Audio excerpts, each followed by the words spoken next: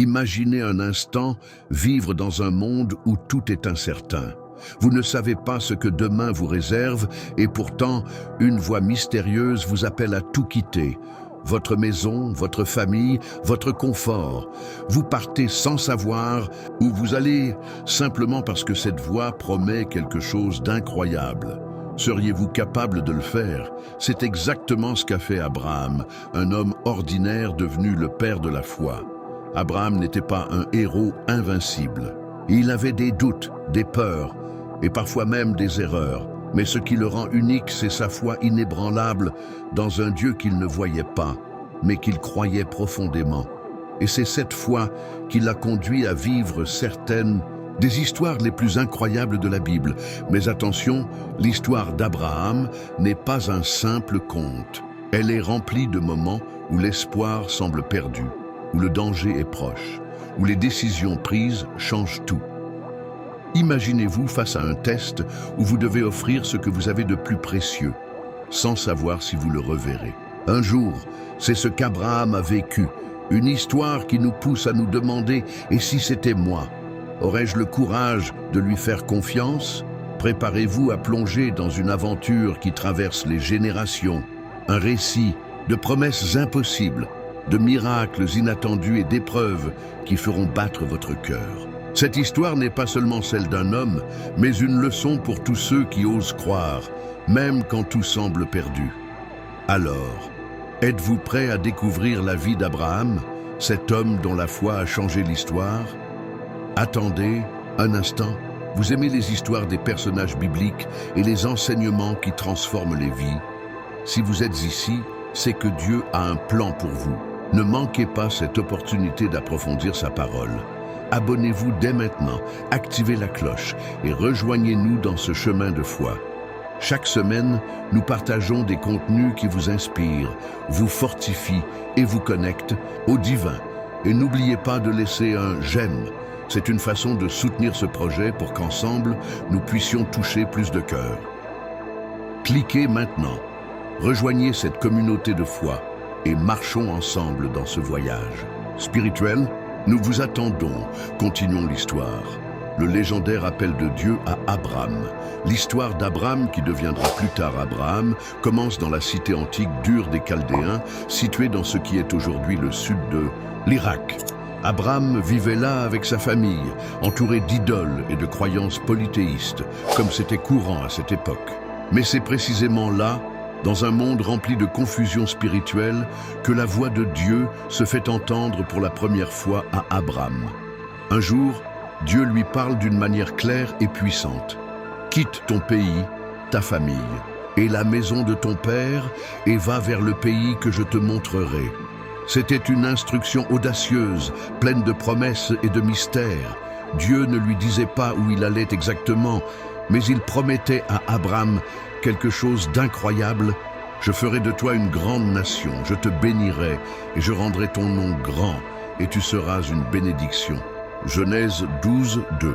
Abraham, bien qu'âgé de 75 ans et établi avec sa femme Saraï, choisit de répondre avec foi. Il obéit sans hésiter. Imaginez cela, il laisse tout derrière lui, sa maison, ses terres, ses amis, sa vie confortable, pour partir vers une destination inconnue. Ce n'était pas un voyage facile. Avec Saraï, son neveu Lot et tous leurs serviteurs et troupeaux, ils commencent une longue marche à travers des paysages inconnus, des déserts arides et des montagnes escarpées. À chaque pas, Abraham devait faire confiance à une promesse qui ne se réalisait pas encore. On peut presque entendre les conversations le soir autour du feu. « Abraham, comment sais-tu que ce Dieu va tenir parole? » Je ne sais pas tout, mais je sais qu'il m'a parlé, et je choisis de lui faire confiance. Après des jours, peut-être des mois de voyage, Abraham arrive enfin en Canaan. Là, Dieu lui parle à nouveau. « Je donnerai cette terre à ta descendance. » Genèse 12, 7. Pour marquer ce moment, Abraham bâtit un autel. C'était une manière de dire « Seigneur, je te fais confiance, même si je ne vois pas encore, et comment tout cela va se réaliser. » Ce premier chapitre de la vie d'Abraham nous enseigne une vérité essentielle. La foi commence souvent par un pas dans l'inconnu. Dieu ne révèle pas toujours tout d'un coup, mais il nous appelle à lui faire confiance, pas à pas. Abraham est devenu un modèle de cette foi audacieuse, une foi qui ne dépend pas des circonstances visibles, mais de la fidélité de celui qui promet. Ainsi débute l'histoire extraordinaire de celui qu'on appellera plus tard le Père de la foi. La marche vers Canaan est la première alliance. Abraham, obéissant à l'appel de Dieu, quitte sa terre natale, Ur des Chaldéens, et commence une longue marche vers une terre qu'il n'a jamais vue. Imaginez cet homme déjà avancé en âge, accompagné de sa femme Saraï, de son neveu Lot et de tous leurs serviteurs et troupeaux. Le cortège traverse des plaines, des montagnes et des déserts, avançant sans carte, guidé uniquement par la promesse de Dieu. La route est loin d'être facile. Abraham et son entourage affrontent des conditions imprévisibles. La chaleur accablante du jour, le froid mordant des nuits désertiques et peut-être même des tensions au sein de leur groupe. Chacun devait se demander « Où allons-nous » Comment Abraham sait-il que nous sommes sur la bonne voie? Mais Abraham avançait avec une conviction inébranlable. À chaque étape, il répétait dans son cœur les paroles de Dieu « Je te bénirai, je ferai de toi une grande nation ». Après une longue traversée, Abraham arrive enfin en Canaan. Devant lui s'étend une terre fertile, mais habitée par d'autres peuples. Abraham aurait pu douter à ce moment-là. Comment cette terre peut-elle m'appartenir un jour? Comment ma descendance y prospérera-t-elle? Mais au lieu de cela, Dieu parle à nouveau à Abraham, confirmant sa promesse. Je donnerai cette terre à ta descendance. Genèse 12, 7. Abraham, rempli de reconnaissance, décide de marquer cet instant. Il construit un autel pour Dieu, une manière de déclarer publiquement sa foi en celui qui l'a appelé.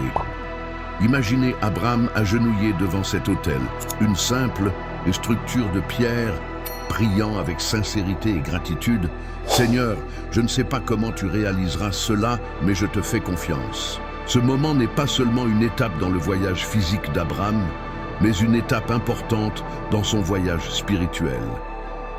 Il apprend à dépendre entièrement de Dieu, même lorsque les promesses semblent lointaines ou impossibles. Mais l'histoire ne s'arrête pas là. Après avoir reçu cette promesse à Canaan, Abraham continue de voyager à travers le pays, explorant les lieux que Dieu lui a promis. Partout où il va, il bâtit des autels, laissant des traces de sa foi dans le paysage. Ce passage nous rappelle une vérité puissante. La foi ne consiste pas seulement à recevoir une promesse, mais à marcher avec confiance, même lorsque le chemin est incertain. Abraham nous enseigne que lorsqu'on se confie en Dieu, chaque pas compte et chaque moment devient une opportunité de communion avec lui. La descente en Égypte est le dilemme d'Abraham. Après être arrivé en Canaan, Abraham et sa famille commencent à s'installer. La promesse de Dieu flotte encore dans son esprit. Cette terre appartient à sa descendance. Mais rapidement, une crise survient. Une famine sévère frappe la région. Imaginez le désespoir qui commence à se dessiner dans les camps. Les provisions diminuant chaque jour, les regards inquiets des serviteurs et la responsabilité écrasante d'Abraham qui doit trouver une solution. Face à cette situation, Abraham prend une décision difficile. Il conduit sa famille et son groupe vers l'Égypte, un pays réputé pour sa richesse et ses ressources en période de crise. Mais cette décision, bien que logique, apporte son propre lot de défis. Alors qu'ils approchent des frontières égyptiennes, Abraham réfléchit profondément à ce qui pourrait arriver. Il se tourne vers Saraï, sa femme, et lui confie ses craintes. « Tu es une femme d'une grande beauté. Quand les Égyptiens te verront, ils diront « c'est sa femme ». Ils me tueront, mais te laisseront en vie. Abraham propose alors un plan audacieux. Saraï doit dire qu'elle est sa sœur. À première vue, cela semble une solution pour protéger sa vie. Mais ce choix montre également qu'Abraham, malgré sa grande foi, est encore humain, sujet à des moments de doute et de peur. En arrivant en Égypte, les craintes d'Abraham se réalisent. Les officiers de Pharaon remarquent la beauté de Saraï et la rapportent au roi. Pharaon, croyant qu'elle est disponible, la prend dans son palais et offre à Abraham de nombreux cadeaux en échange, des troupeaux, des serviteurs et des richesses. Ce moment-là, l'histoire semble prendre un tournant tragique. Abraham a-t-il compromis la promesse de Dieu par son plan? Saraï est-elle maintenant hors de sa portée? Mais Dieu intervient de manière spectaculaire. Une série de plaies frappe la maison de Pharaon. Ce roi puissant, qui n'a pas peur des hommes, est contraint de reconnaître qu'il s'est trompé. Pharaon convoque Abraham, le regarde droit dans les yeux et lui demande « Pourquoi m'as-tu fait cela? Pourquoi n'as-tu pas dit que c'était ta femme ?» Honteux mais soulagé, Abraham récupère Saraï et Pharaon ordonne qu'il quitte immédiatement l'Égypte. Ce chapitre de la vie d'Abraham est riche en enseignements. Il nous montre qu'Abraham, malgré sa grande foi, n'est pas parfait. Il fait des erreurs, agit par peur, mais la grâce de Dieu reste constante.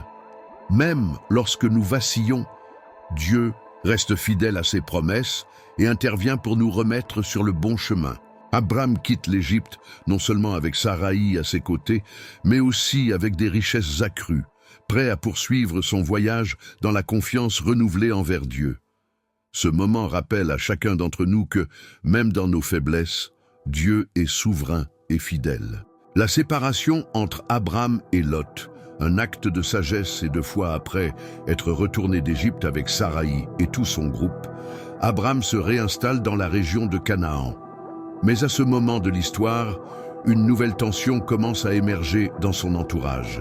Abraham et son neveu Lot, qui l'a accompagné depuis le début de cette aventure, possèdent tous deux d'immenses troupeaux. Leurs richesses en bétail et en serviteurs sont devenues si grandes que la terre qu'ils partagent ne peut plus les soutenir ensemble. Les conflits commencent à éclater entre les bergers d'Abraham et ceux de Lot. Ces disputes sur les points d'eau et les meilleurs pâturages deviennent un problème quotidien. Abraham, en homme sage et pacifique, décide qu'il est temps de résoudre ce problème avant qu'il ne prenne une tournure plus grave. Alors, il appelle Lot pour une conversation qui marque un tournant dans leur histoire commune. Abraham, avec un ton plein de respect et de générosité, dit à Lot « Qu'il n'y ait pas de querelle entre toi et moi, ni entre nos bergers respectifs, car nous sommes frères. Tout le pays est devant toi.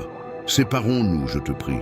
Si tu vas à gauche, j'irai à droite, et si tu vas à droite, j'irai à gauche. » Genèse 13, 8, 9.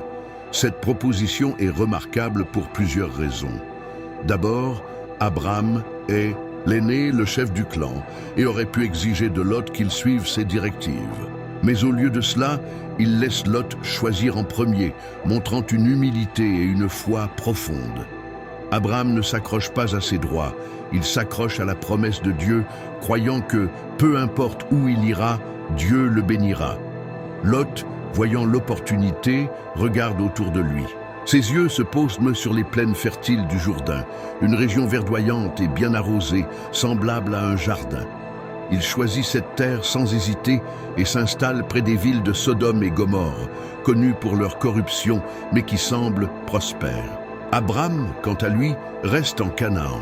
Bien que la terre paraisse moins prometteuse à première vue, Dieu intervient pour réaffirmer sa promesse. Après le départ de Lot, Dieu parle à Abraham et lui dit « Lève les yeux et regarde du lieu où tu es, vers le nord et le sud, vers l'est et l'ouest. Tout le pays que tu vois, je te le donnerai, à toi et à ta descendance pour toujours. » Genèse 13, 14, 15. Abraham, renforcé par cette assurance divine, continue de bâtir des autels pour honorer Dieu. Sa confiance n'est pas dans ce qu'il voit, mais dans celui qui a promis. Ce moment de séparation entre Abraham et Lot nous enseigne des leçons puissantes. Abraham démontre que la paix et la foi en Dieu valent bien plus que les meilleures opportunités visibles. Il nous rappelle que la véritable bénédiction ne réside pas dans la richesse ou l'emplacement, mais dans l'obéissance et la confiance envers Dieu.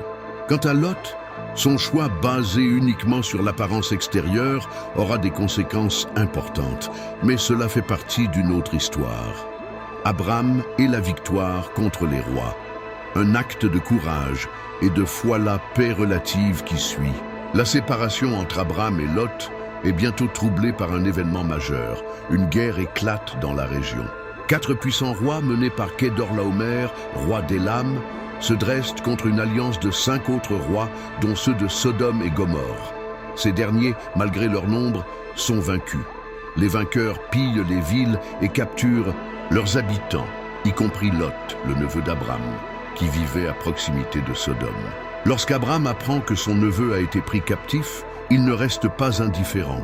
Imaginez-le recevoir la nouvelle.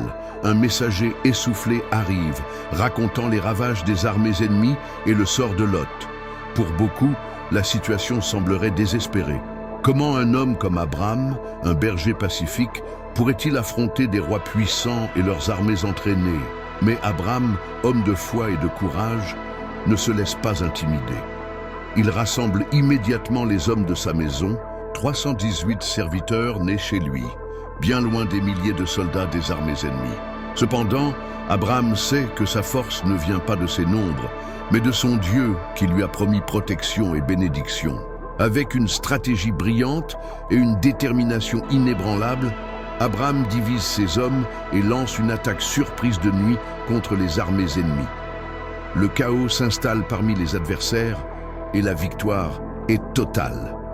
Non seulement Abram récupère Lot, mais il libère aussi les autres captifs et récupère les biens pillés. De retour après cette victoire éclatante, Abram est accueilli par un personnage mystérieux et significatif, Melchisédek, roi de Salem et prêtre du Dieu Très-Haut. Melchisédek bénit Abram et lui dit « Béni soit Abram par le Dieu Très-Haut, créateur du ciel et de la terre, et béni soit le Dieu Très-Haut qui a livré tes ennemis entre tes mains. » Genèse 14, 19, 20. En réponse, Abram donne à Melchisédek un dixième de tout le butin. Cet acte montre qu'Abram reconnaît que sa victoire n'est pas due à sa propre force, mais à l'intervention divine. Cependant, le roi de Sodome, également libéré, propose un marché à Abram. « Donne-moi les personnes et prends les biens pour toi. » Mais Abram refuse fermement. « Je lève la main vers le Seigneur, le Dieu Très-Haut, créateur du ciel et de la terre. Je ne prendrai rien de ce qui est à toi, pas même un fil ou une courroie de sandales, afin que tu ne dises pas « c'est moi qui ai enrichi Abram ». Genèse 14, 22, 23. Ce moment est crucial. Abram, bien qu'il ait droit au butin de guerre selon les normes de l'époque, choisit de dépendre entièrement de Dieu pour sa prospérité, refusant d'être redevable à des rois terrestres. Cette histoire illustre non seulement le courage d'Abram, mais aussi sa foi inébranlable. Elle nous enseigne que lorsque nous nous confions en Dieu, il nous donne la force de surmonter des obstacles qui semblent insurmontables. Abram ne lutte pas pour son propre bénéfice, mais pour protéger sa famille et honorer Dieu. Et c'est cette attitude qui fait de lui un modèle pour les générations futures. La confirmation de l'alliance, le sacrifice des animaux et la promesse éternelle, après sa victoire éclatante contre les rois et sa rencontre avec Melchisédek, Abram se trouve à un moment crucial de sa vie. Bien qu'il ait obéi à Dieu, qu'il ait vu sa protection et qu'il ait été béni, il reste encore une grande question sans réponse. Comment et quand la promesse de descendance et de terre sera-t-elle réalisée? Abram n'a pas d'enfant et les années continuent de passer. Un soir, dans un moment de prière et de méditation, Dieu parle à Abram de manière claire et profonde. « Ne crains point, Abram. Je suis ton bouclier et ta récompense sera très grande. » Genèse 15, 1. Mais Abram, avec un cœur honnête et rempli de questions, répond « Seigneur Dieu, que me donneras-tu? Je m'en vais sans enfant. » Abram exprime ses doutes. Selon les coutumes de l'époque, s'il mourait sans héritier, ses biens reviendraient à un serviteur de sa maison, Eliezer de Damas. Il se demande comment la promesse de Dieu pourrait se réaliser. Alors, Dieu le conduit à l'extérieur, sous un ciel étoilé. Il lui dit « Regarde vers le ciel et compte les étoiles, si tu peux les compter. Ainsi sera ta descendance. » Genèse 15, 5. Ce moment est d'une puissance extraordinaire. Abram lève les yeux vers l'immensité du ciel, et dans chaque étoile, il commence à voir la promesse divine, une descendance innombrable, comme les étoiles qui illuminent la nuit. Et c'est là que se produit un moment clé. Abram crut en l'Éternel, qui le lui imputa à justice. Genèse 15, 6. Abram choisit de croire, même sans voir, même sans comprendre pleinement. Sa foi devient la fondation de l'alliance avec Dieu. Pour sceller cette promesse, Dieu demande à Abraham de préparer un sacrifice spécial. Abraham obéit, prenant une génisse, une chèvre, un bélier, une tourterelle et une jeune colombe. Il les coupe en deux et les dispose face à face, selon une ancienne coutume d'alliance. Pendant qu'il attend, des oiseaux de proie tentent de s'approcher, mais Abraham les chasse, symbolisant sa vigilance et sa détermination à protéger cette alliance sacrée. Alors que le soleil se couche, un profond sommeil tombe sur Abraham, accompagné d'une obscurité terrifiante. Dans cette vision, Dieu parle à Abraham, révélant ce qui arrivera à ses descendants. Ils seront étrangers dans une terre qui ne leur appartient pas, asservis pendant 400 ans, mais Dieu les délivrera avec de grandes richesses. Enfin, un moment spectaculaire se produit. Un four fumant et une torche enflammée passent entre les morceaux des animaux sacrifiés. C'est Dieu lui-même qui traverse ce chemin, signifiant que l'alliance dépend entièrement de sa fidélité. Il déclare solennellement: « À ta descendance, je donne ce pays, depuis le fleuve d'Égypte jusqu'au grand fleuve, le fleuve Euphrate. » Genèse 15, 18. Ce passage est un tournant majeur dans l'histoire d'Abraham. Il montre que Dieu est non seulement fidèle, mais qu'il s'engage activement à accomplir ses promesses. Pour Abraham, ce moment est une confirmation divine que, même si les circonstances semblent impossibles, Dieu est celui qui accomplit ce qu'il promet. Cette alliance, scellée dans le sacrifice et la foi, devient un fondement non seulement pour Abraham, mais pour toute l'histoire de son peuple et, finalement, pour l'humanité entière. La naissance d'Ismaël est le test de la patience d'Abraham. Bien qu'Abraham ait reçu la promesse divine d'une descendance aussi nombreuse que les étoiles, le temps passe et aucun enfant ne vient. Saraï, sa femme, ressent de plus en plus le poids de l'attente.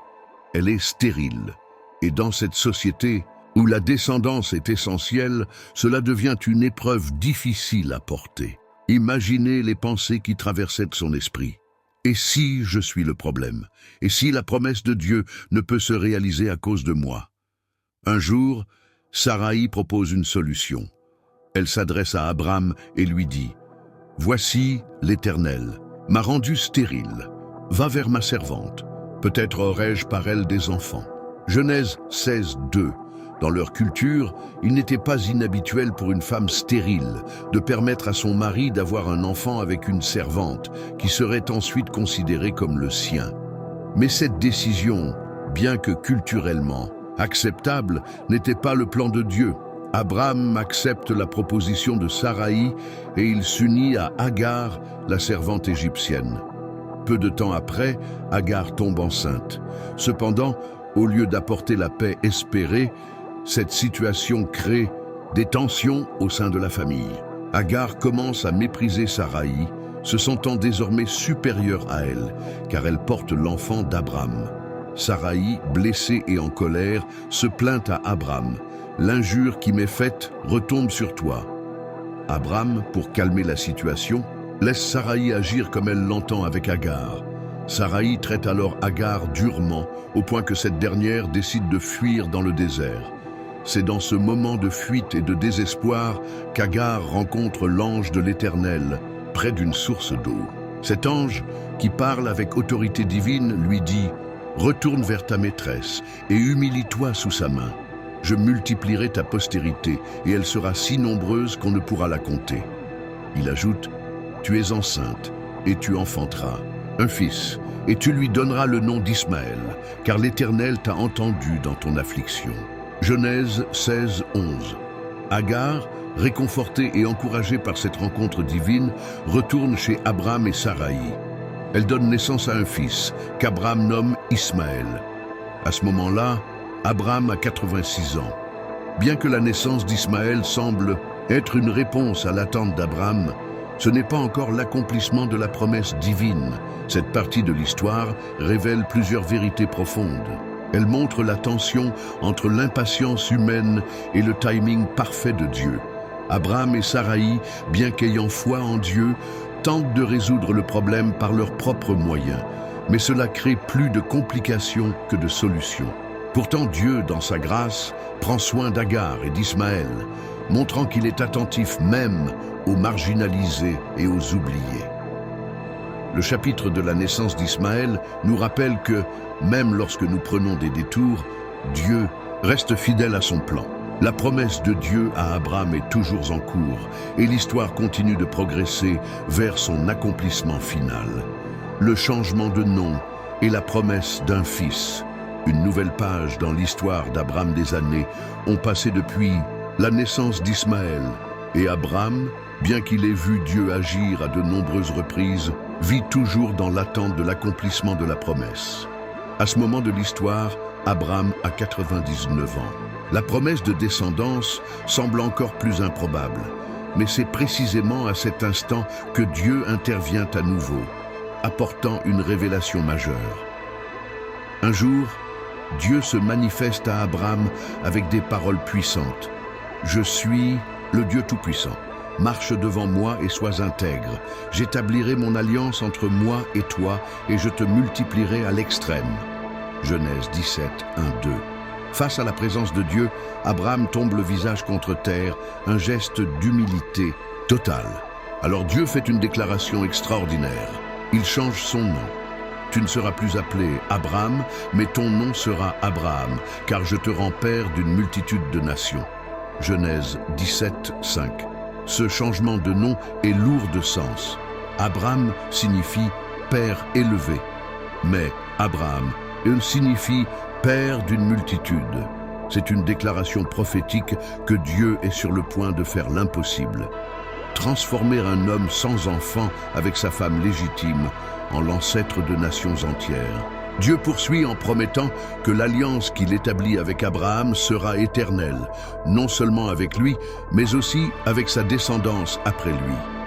Cette alliance inclut la promesse de la terre de Canaan comme possession perpétuelle. Pour sceller cette alliance, Dieu introduit un signe physique, la circoncision. Il ordonne à Abraham et à tous les hommes de sa maison de se circoncire, un acte qui deviendra un symbole d'appartenance à Dieu pour les générations futures. Mais Dieu ne s'arrête pas là.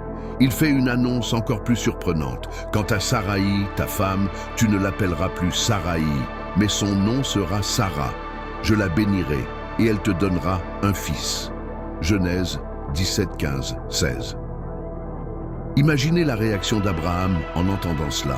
À 99 ans, et avec Sarah âgée de 90 ans, cette promesse semble humainement impossible. Abraham tombe à terre, riant d'étonnement et de perplexité.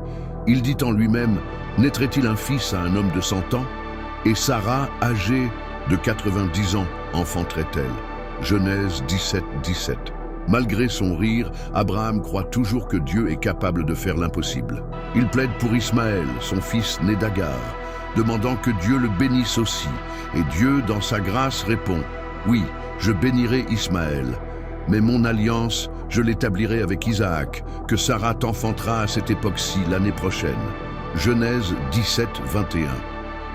Ce moment marque une nouvelle étape dans l'histoire d'Abraham.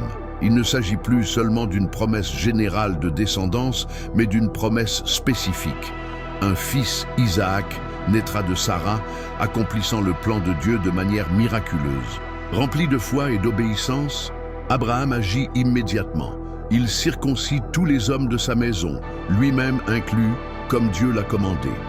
Ce geste montre qu'il prend au sérieux cette alliance et qu'il est prêt à marcher dans l'obéissance, même lorsque cela exige des sacrifices. Cette partie de l'histoire d'Abraham illustre une fois de plus la fidélité de Dieu et l'importance de croire en ses promesses, même lorsqu'elles semblent impossibles. Elle nous rappelle que, dans les moments où tout paraît improbable, Dieu est capable de dépasser nos attentes et d'accomplir ses desseins d'une manière glorieuse et inattendue. La naissance d'Isaac, l'accomplissement d'une promesse. Miraculeuse, l'histoire de la vie d'Abraham atteint un sommet extraordinaire avec la naissance de son fils Isaac. Après des années d'attente, de doute et de foi renouvelée, l'accomplissement de la promesse de Dieu est enfin à portée de main. Mais ce moment, comme tout dans la vie d'Abraham, est enveloppé de foi et de l'intervention divine. Abraham et Sarah, maintenant très âgés, lui ayant 100 ans et elle 90, vivent dans l'expectative. L'annonce faite par Dieu qu'ils auraient un fils à leur âge avancé semblait inimaginable. Pourtant, un jour, alors qu'Abraham est assis à l'entrée de sa tente sous le soleil brûlant de Mamré, 3 visiteurs apparaissent. Ces hommes, envoyés par Dieu, confirment encore une fois que, dans 1 an, Sarah donnera naissance à un fils. Sarah, écoutant à l'intérieur de la tente, éclate de rire en entendant cela. Ce rire, bien que marqué par l'étonnement, reflète aussi une part de doute. Elle pense « Vieille comme je suis, aurais-je encore des désirs? Mon Seigneur aussi est vieux. » Genèse 18, 12. Mais l'un des visiteurs, qui est Dieu lui-même sous une forme humaine, répond « Pourquoi Sarah rit-elle? Y a-t-il rien qui soit étonnant de la part de l'Éternel ?» Genèse 18, 14. Ces paroles résonnent profondément, rappelant que ce que Dieu promet, il est capable de l'accomplir. Le temps passe et l'impossible devient réalité. Sarah, qui avait été stérile toute sa vie, sent enfin la vie grandir en elle. Imaginez l'émotion de ce couple âgé, vivant chaque jour dans l'émerveillement de voir la promesse divine prendre forme. Et puis, le jour arrive. Sarah accouche d'un fils, un miracle tangible. Abraham nomme l'enfant Isaac, qui signifie « il rira », en souvenir de ce moment où le doute de Sarah s'est transformé en joie. La naissance d'Isaac est une preuve éclatante de la fidélité de Dieu. Il avait promis, et il a accompli malgré les limites humaines. Sarah, remplie de joie, dit « Dieu m'a donné sujet de rire, et quiconque l'apprendra rira de moi. » Qui aurait dit à Abraham que Sarah allaiterait des enfants? Pourtant, je lui ai donné un fils dans sa vieillesse. Genèse 21, 6, 7. La naissance d'Isaac ne marque pas seulement l'accomplissement d'une promesse personnelle à Abraham et Sarah, mais elle inaugure une nouvelle étape dans le plan de Dieu pour l'humanité. Isaac est l'héritier de l'Alliance, celui par qui la lignée d'Abraham se poursuivra pour bénir toutes les nations de la terre. Cependant, même dans la joie, la vie d'Abraham n'est pas exempte de défis. La présence d'Ismaël, le fils qu'il a eu avec Agar, crée des tensions dans la famille. Sarah, voyant Ismaël jouer avec Isaac, craint pour l'avenir de son fils. Elle demande à Abraham d'éloigner Agar et Ismaël, disant « Chasse cette servante et son fils, car le fils de cette servante n'héritera pas avec mon fils Isaac. » Genèse 21, 10. Bien que cela afflige Abraham, Dieu lui dit de suivre la demande de Sarah, car Isaac est l'enfant de la promesse. Dieu promet aussi de bénir Ismaël, car il est également un descendant d'Abraham. Abraham, avec un cœur lourd, obéit et envoie Agar et Ismaël dans le désert, confiant en la promesse de Dieu de veiller sur eux. Ce chapitre de la vie d'Abraham nous enseigne plusieurs leçons profondes. Il montre que peu importe combien le temps passe ou à quel point une situation semble impossible, Dieu est fidèle à ses promesses. La naissance d'Isaac rappelle que, pour Dieu, rien n'est trop difficile et que ses plans se réalisent toujours au moment parfait. C'est une invitation à croire et à se réjouir dans l'accomplissement des promesses divines. Le climax de la foi, le sacrifice d'Isaac. L'histoire d'Abraham atteint son apogée dans l'un des moments les plus poignants et mystérieux de la Bible, le sacrifice d'Isaac. Après toutes les promesses accomplies et la joie de voir Isaac grandir, Dieu met Abraham à l'épreuve, une épreuve qui demandera une foi absolue.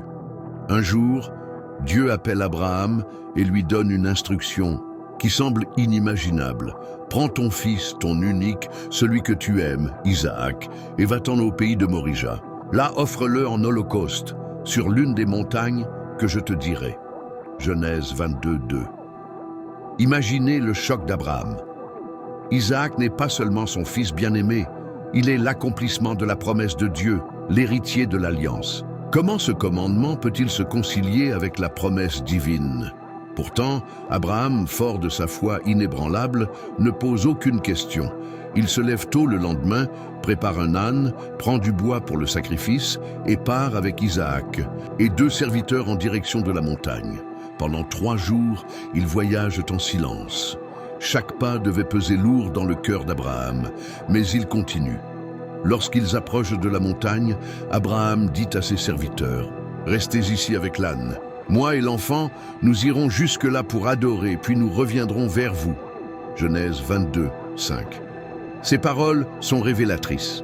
Abraham croit que, d'une manière ou d'une autre, Dieu pourvoira, même si cela signifie ressusciter Isaac d'entre les morts. Abraham charge Isaac de porter le bois pour le sacrifice, tandis qu'il porte lui-même le feu et le couteau. Alors qu'il monte la montagne, Isaac brise le silence avec une question poignante. « Mon père, voici le feu et le bois, mais où est l'agneau pour l'Holocauste » Genèse 22, 7. Abraham répond avec foi. « Mon fils, Dieu se pourvoira lui-même de l'agneau pour l'Holocauste. » Arrivé au sommet, Abraham construit un autel, dispose le bois, lie Isaac et le place sur l'autel. À ce moment, chaque spectateur de cette histoire retient son souffle. Abraham lève le couteau, prêt à obéir jusqu'au bout. Mais au dernier instant, une voix retentit du ciel. « Abraham, Abraham, ne porte pas la main sur l'enfant, ne lui fais rien, car je sais maintenant que tu crains Dieu et que tu ne m'as pas refusé ton fils, ton unique. » Genèse 22, 12. En levant les yeux, Abraham voit un bélier pris dans un buisson par les cornes. Avec une immense gratitude, il prend le bélier et l'offre en holocauste à la place de son fils. Abraham nomme cet endroit Yehosh-Jireh, ce qui signifie « l'Éternel pourvoira ». Ce moment d'épreuve révèle le sommet de la foi d'Abraham. Il est prêt à tout donner à Dieu, même ce qu'il a de plus précieux. Mais il démontre aussi la fidélité de Dieu, qui ne demande jamais un sacrifice sans pourvoir à une alternative. Après cela, l'ange de l'Éternel parle à Abraham une seconde fois et renouvelle la promesse. « Parce que tu as fait cela, et que tu n'as pas refusé ton fils, ton unique, je te bénirai abondamment et je multiplierai ta descendance comme les étoiles du ciel et comme le sable qui est sur le bord de la mer. » Genèse 22, 16, 17. Cette histoire est bien plus qu'un récit de foi. Elle annonce également un événement futur, le sacrifice ultime que Dieu lui-même fera en donnant son propre fils, Jésus-Christ, pour racheter l'humanité. Isaac, sauvé par le bélier, pointe vers cette rédemption ultime, où Dieu pourvoit en sacrifiant pour nous ce qu'il a de plus précieux. Le sacrifice d'Isaac nous enseigne que la foi véritable implique une obéissance totale, même dans les moments où nous ne comprenons pas les plans de Dieu. Mais elle nous rappelle également que Dieu est fidèle, qu'il pourvoit et que ses promesses sont toujours accomplies, souvent au-delà de ce que nous pouvons imaginer. Et toi, qu'as-tu pensé de cette histoire incroyable? Dis-nous tout dans les commentaires, on a hâte de connaître ton avis. Et surtout, vérifie si tu es déjà abonné à notre chaîne. En t'abonnant, tu aides non seulement notre communauté à grandir, mais tu permets aussi à plus de personnes de découvrir cette histoire inspirante. Alors, fais ce petit geste qui peut faire une grande différence. Et maintenant, passons à la conclusion de cette aventure extraordinaire. Et voilà, nous arrivons à la fin de cette incroyable aventure, celle d'Abraham, le père de la foi. Une histoire qui nous montre que la foi n'est pas une route facile, mais un chemin rempli de promesses, de miracles et d'épreuves qui, forgeant notre confiance en Dieu. Abraham n'était pas parfait, mais il a appris à écouter, à obéir et à croire, même quand tout semblait impossible. Mais attention, cette histoire n'est pas seulement celle d'un homme qui a vécu il y a des milliers d'années. Elle continue aujourd'hui. Oui, l'histoire de la foi ne s'arrête jamais. Et si Dieu a été fidèle à Abraham, il peut l'être aussi avec vous. Alors restez attentifs, car votre propre aventure de foi pourrait commencer à tout moment. Que retiendrez-vous de cette histoire? Peut-être que la foi demande du courage, mais qu'elle est toujours récompensée. Ou peut-être que même dans vos moments de doute, Dieu est là, prêt à pourvoir. Ce qui est certain, c'est que la vie d'Abraham nous invite à croire, à espérer et à marcher avec confiance, même quand nous ne voyons pas encore la fin du chemin. Alors, si cette histoire vous a inspiré, partagez-la autour de vous. Et rappelez-vous, chaque jour est une opportunité d'écrire une nouvelle page dans votre propre histoire de foi. Qui sait? Peut-être qu'un jour, votre vie deviendra aussi une source d'inspiration pour les générations à venir. Adam, bientôt pour une nouvelle aventure biblique. Que Dieu vous bénisse aujourd'hui et pour toujours.